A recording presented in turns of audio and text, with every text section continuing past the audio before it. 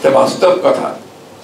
তখনও একই অবস্থা ছিল যে যদি কেউ ধর্ম ইসলাম ধর্মের কথা বলে তারপরে সেইভাবে একইভাবে তাদেরকে নির্যাতন নেমে আসতো। আজকে দেখেন এতদিন পরে ঠিক একই চিত্র আপনারা দেখতে পাচ্ছেন। কি দেখতে পাচ্ছেন? শহীদ প্রেসিডেন্ট জিয়াউর রহমান, যিনি সংবিধানের প্রথম বিসমিল্লাহির রহমানির রহিম সংযোজন করেছিলেন, যিনি আল্লাহর উপর অবিচল আস্থা বিশ্বাস সংযোজন করেছিলেন, এরা ওই আল্লাহর উপর অবিচল আস্থা বিশ্বাস কেটে দিয়ে শুধু ভয়ে বিসমিল্লাহটা রেখে দিয়েছে। বাকি সমস্তগুলো কেটে সমস্ত এই দেশের সংখ্যা গরিষ্ঠ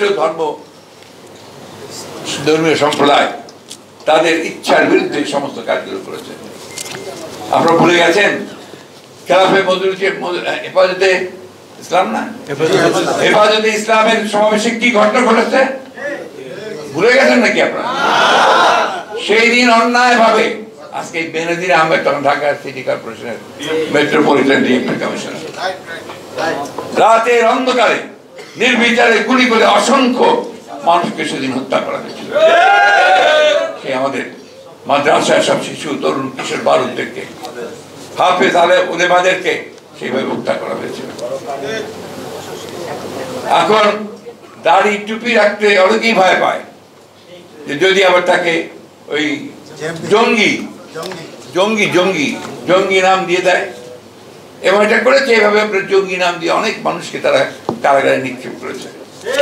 তারা মৌলানা মোমিনুল হক সাহেব সহ আরো অনেক মৌলানাকে তারা কারাগারে নিক্ষেপ করেছে। কারাগারে তারা অনেকেই এখনো আছে। অপরাধ যে তারা সত্য কথা বলছে, অপরাধ তারা আল্লাহর কথা বলে, অপরাধ যারা দেশে একটা সত্যের সরকার প্রতিষ্ঠা হোক, রাষ্ট্র তৈরি হোক, এটাই তারা চায়। প্রিয় বন্ধুগণ, অল্প সময়ের মধ্যে এত কিছু বর্ণনা করা সম্ভব না। একটা কথাই শুধু বলতে চাই যে 1971 থেকে 75 পর্যন্ত তারা রাষ্ট্র ক্ষমতায় ছিল। তখনও তারা একইভাবে অন্যায় অত্যাচার নির্যাতন করেছে। তখনও তাদের শাসনের ফলে অর্থনীতি ধ্বংস হয়ে গেছে, তখনও আইনের শাসন বিনষ্ট করেছে এবং অন্যায় অত্যাচার করেছে বিরোধী দলের উপরে, যার ফলে বাম রাজনীতি আরো বেশি করে তার চেষ্টা করেছে সেটা যুদ্ধ করতে, কোনো কিছু নিয়ন্ত্রণ করতে না পারে তারা আবার নতুন ভাবে বিশেষ ক্ষমতা আইন, সবশেষে মাঝখানে আপনার জরুরি অবস্থা ঘোষণা করেছে।